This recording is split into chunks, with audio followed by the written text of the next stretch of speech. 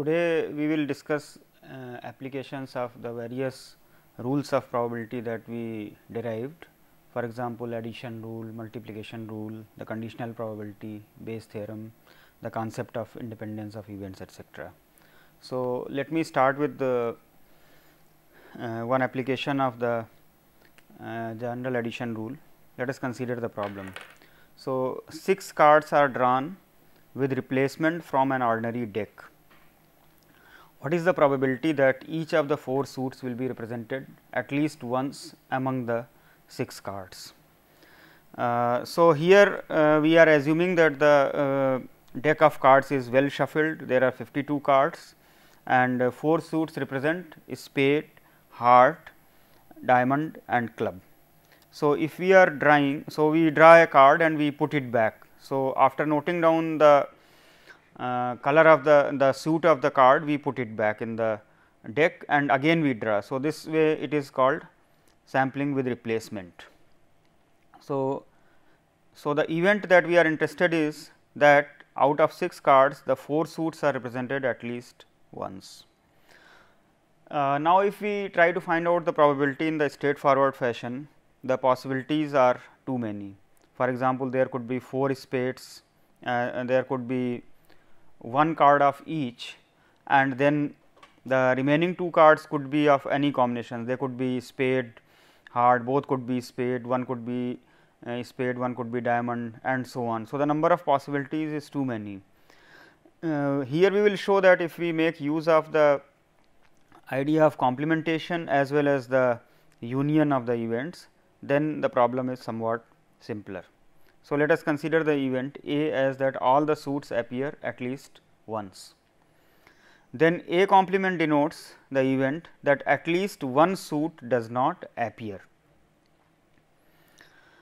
Now, once again if we try to decompose it directly by saying that exactly one suit does not appear, exactly 2 suits do not appear, exactly 3 suits do not appear, then once again it is going to be a complicated event. So, we represent this as a different union of B I is equal to 1 to 4, where B 1 denotes the event that spades do not appear, B 2 denotes the event that hearts do not appear, B 3 denotes the event that diamonds do not appear, and B 4 denotes the event that the clubs do not appear. So, now by the addition rule, probability of A complement is equal to sigma probability of B I minus sigma double summation probability of B I intersection B j, where I is less than j and the summation is going up to 4.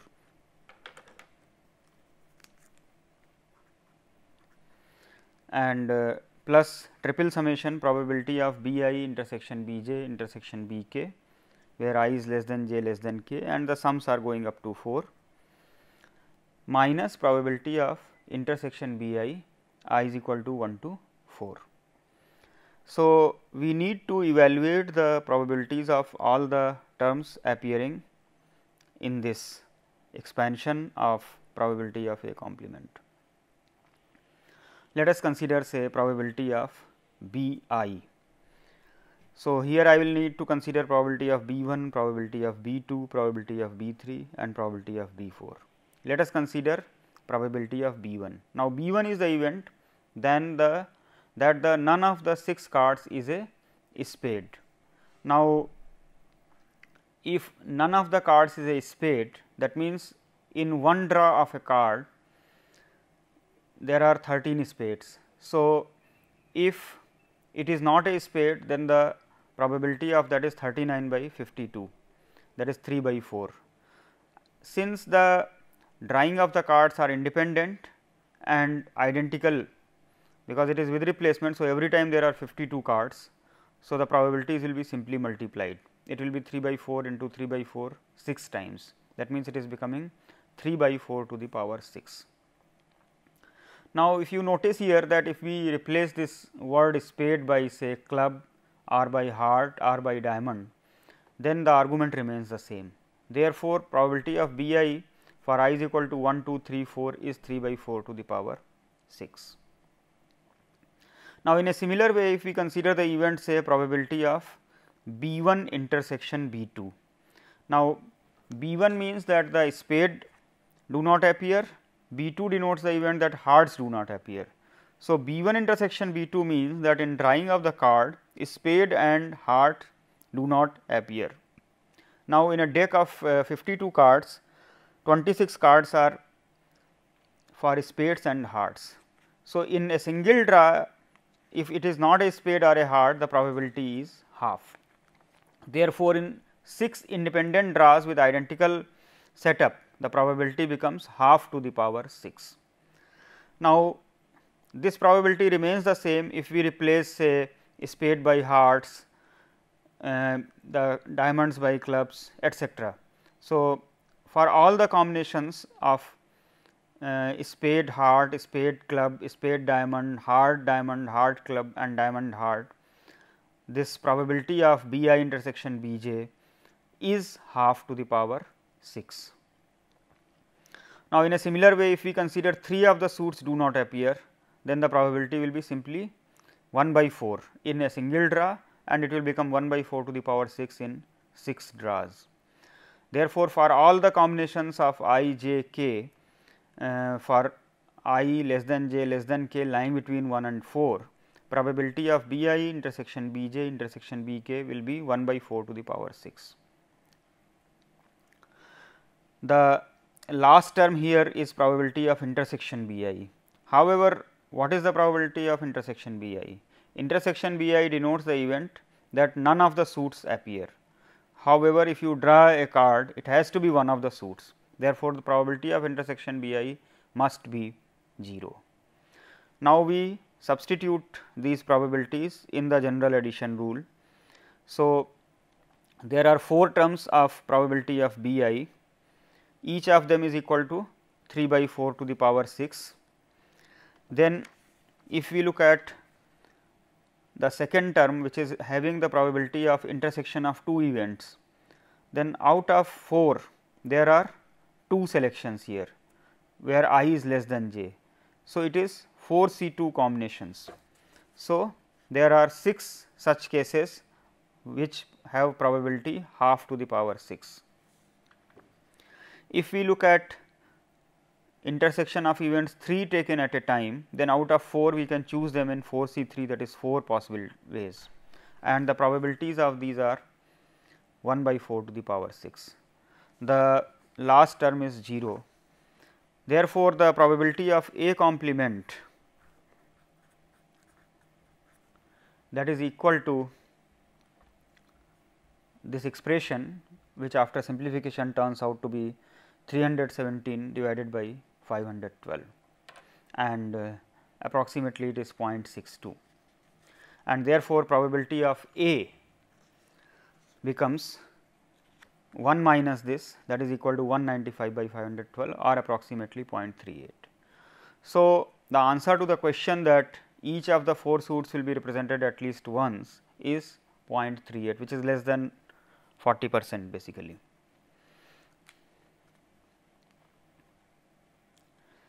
Let us look at one more application of this general addition rule. If 4 married couples are arranged to be seated in a row, suppose there is a long table where these people 8 persons who are actually basically 4 married couples are to be seated, what is the probability that no husband is seated next to his wife? So, if we analyze this event directly, let us call the pairs 1, 2, 3 and 4, then the possibility that no husband is seated next to his wife will lead to various combinations. For example, husband 1 seated next to wife 2, husband 1 seated next to wife 3, husband 3 seated next to wife 4 and so on. The total number of possibilities is too many and it will be a enumeration problem.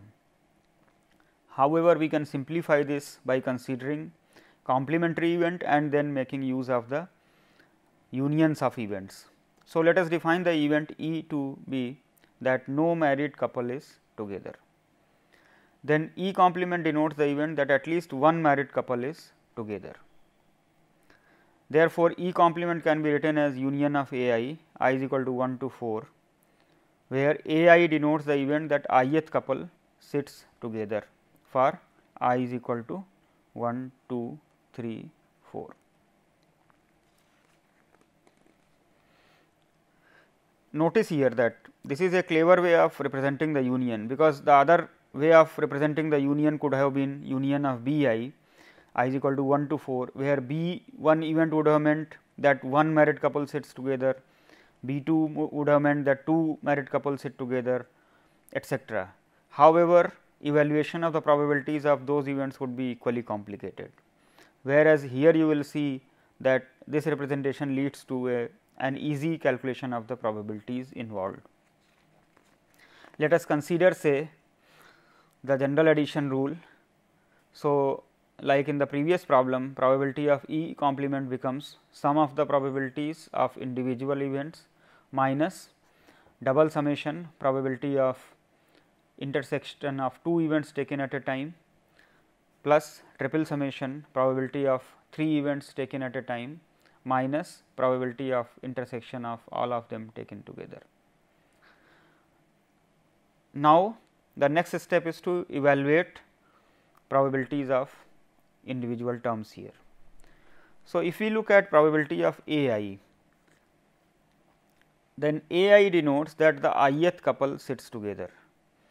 Now, in order to evaluate this, we can make use of the classical definition of the probability, where we look at the favorable number of cases and the total number of cases. So, since there are 8 persons to be seated in a row, the total number of permutations in which they can sit is 8 factorial. Now, if I treat ith couple as one entity, because if I am saying that they sit together, then it can be on the left or the right. Therefore, the total number of arrangements that we have to consider is for only 7 people, because 6 persons and then 7th and 8th, that is the ith couple, it is considered as one individual, and we have to put that together somewhere along with those 6 people. So, the total number of arrangements can be 7 factorial.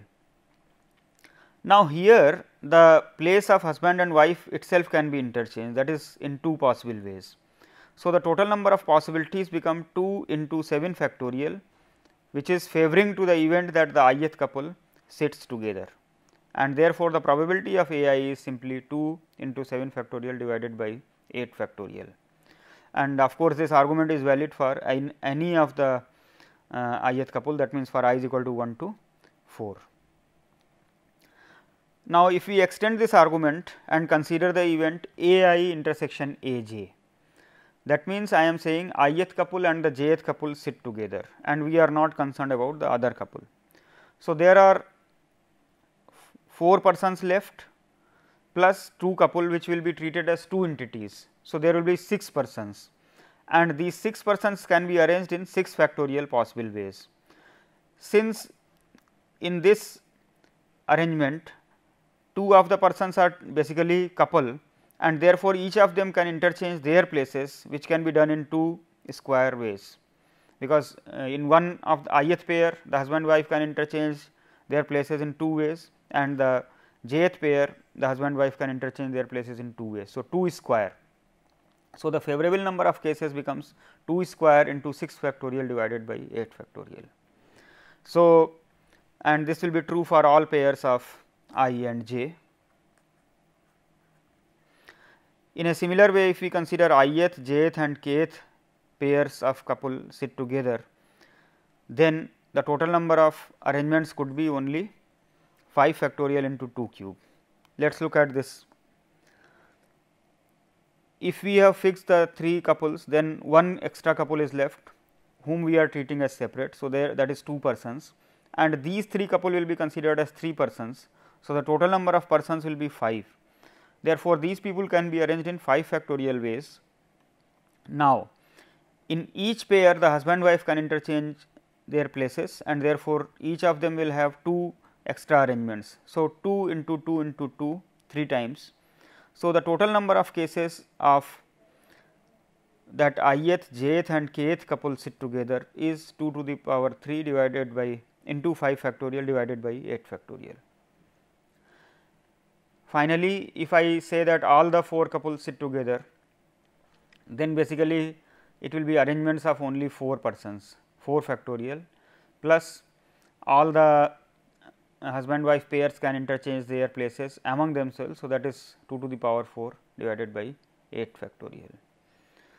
Now, if I look at here, probability of A I is this term and this is appearing 4 times.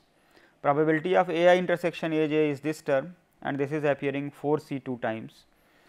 Probability of A I intersection A j intersection A k is this term and this is appearing 4 C 3 times and this term is single term. So, if we substitute all these values, probability of E complement after some simplification turns out to be 23 by 35 or probability of E turns out to be 12 by 35, that is approximately 0.34. So, if we look at our original problem, what is the probability that no husband is seated next to his wife is 0.34, which is quite high. That means, in a random arrangement of 4 couples which are to be seated on a row on a long table, then the probability that none of the pairs are together is approximately 0.34, which is more than 1/3. So, which is substantially high. Let us look at one more problem where we consider the splitting of the event into various possibilities and then using the concept of independence, etc. So, consider rolling of a die. So, 3 players A, B and C, they take turns in throwing a die in order A, B, C, A, B, C and so on. That means, firstly the player A throws the die, then player B throws the die, then player C throws the die, then player A throws the die, then player B throws the die and so on. In this particular random experiment, we are interested to find out the probability that A is the second player to get a 6 for the first time or A is the last player to get a 6 for the first time. What is the interpretation of the first event? A is the second player to get a 6 for the first time. That means, either of B or C get a 6 before A in this sequence of trials. So, we analyze this event. Consider A to the throws of A. Now, A gets a chance the first trial, the fourth trial, the seventh trial and so on. That means, he gets to throw the die on 3 r plus 1th trial for r is equal to 0, 1, 2 etc. However, on the first trial itself he should not throw a 6, because he will not be then in second player, then he will become a first player. So, r is equal to 0 is ruled out for him to get a 6. So, in order that he is second to throw a 6, it can be on any of the 3 r plus 1th trial for r is equal to 1, 2 and so on, not on r is equal to 0. Now, for r for the player A, he is getting r plus 1 trials, because in 3 r plus 1th trial he is getting a 6. That means, before that he is able to get r trials, each of A, B and C they get r trials. So, the player A, he should not get 6 on first of the r trials. Now, in a single trial, if we are assuming the die to be fair, A will not be able to throw a 6 with probability 5 by 6. So, in the first r trials, he is not able to get a 6. So, the probability that he will not get a 6 is 5 by 6 to the power r, and in the r plus 1th trial he gets a 6. So, the probability of that is 1 by 6. Now, out of this total 3 r plus 1 trials, player B and player C also get r trials to throw. out of this either of B or C must get a 6, then only A will be a second player to throw a 6 for the first time. Let us consider the case that B gets a 6. So, if we consider the probability that B does not get a 6, it will be 5 by 6 to the power r, because in each trial he will not be able to get a 6 with probability 5 by 6 to the power 5 by 6. So, the total probability that in r trials he does not get any 6 is 5 by 6 to the power r. So, if we consider 1 minus 5 by 6 to the power r, this is denoting the probability that he gets at least 1 6. So, now if we consider B is getting at least 1 6, then C must not get a 6. So, on each of his r trials, C will not get a 6 with probability 5 by 6 to the power r. Now, the entire event can be split, that you have A, B, C, etcetera, and this is the r 3 r plus 1th trial. So, here A gets a 6, and before that there are r trials for A, r trials for B, and r trials for C. In the r trials for A, there is no 6. Therefore, the probability of that is 5 by 6 to the power r. For C, there is no 6. Therefore, the probability for that is also 5 by 6 to the power r. So, the probability becomes 5 by 6 to the power 2 r. For B, he gets at least 1 6. Therefore, the probability is 1 minus 5 by 6 to the power r. On the last trial 3 r plus 1th trial, A gets a 6 and the probability for that is 1 by 6. Now, here if we look at this probability, this is the probability that on one particular 3 r plus 1th trial, A gets a 6, before that B has got at least 1 6 and C has not got a 6, and A also does not get a 6 before that. This is denoting the total probability for this event. Now, here you can notice here that we have made use of the concept of independence of the trials, because all the probabilities have been multiplied. This is total probability for the 3 r plus 1th trial in this particular fashion, that no 6s for A and no 6s for C and at least 1 6 for B, and the last trial 3 r plus 1th trial is a 6 for A. Now, here r can take any values from 1 to and so on. Therefore, the probability that A is the second to throw a 6 after B, but before C.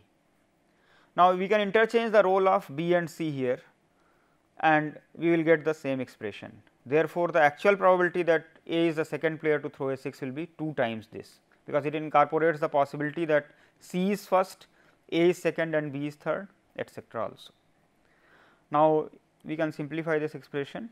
This is 1 by 3 into sum of one geometric series minus sum of another geometric series, infinite geometric series with the common ratio either 5 by 6 square or 5 by 6 cube. So, we can evaluate this, and after simplification it turns out to be 300 by 1001, which is nearly 0.3. That means, in this particular sequence A will be the second player to throw a 6 for the first time is nearly 0.3. See, here we can also look at the event that A is the first player to throw a 6, then A must be able to throw it on the first trial, on the fourth trial, etcetera. If he throws on the first, definitely it is 1 by 6. If he is throwing on say fourth trial, then before that none of the other players must be able to throw a 6. That means, A himself is not able to throw, B is not able to throw, C is not able to throw. So, this probability is simply a infinite geometric series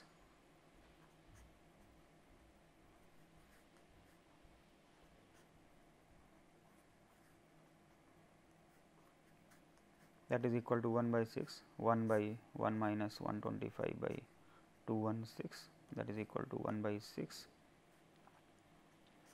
and 216 minus this is 91, that is equal to 36 by 91. That is probability that A is the first to throw a 6. If we try to compare it with this one, then it is 11, 11, yeah, 99, 99 plus 100.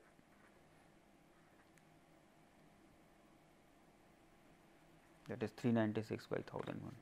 So, you can see that the probability got reduced. Since A is the first player to get a chance for throwing, the probability that he will be the first to get a 6 is much higher, that is 396 by 1001, corresponding to as A is the second, that is it is 300 by 1001. The probability is reduced. Let us also see A is the last to throw a 6.